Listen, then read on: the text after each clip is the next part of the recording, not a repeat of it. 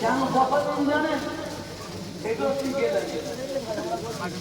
আমরা এখানে নাই, যেখানে নামাজ পড়বেন মুয়াজ্জিন সাহেব যখন বলবে হাইয়া আলাস সালাহ,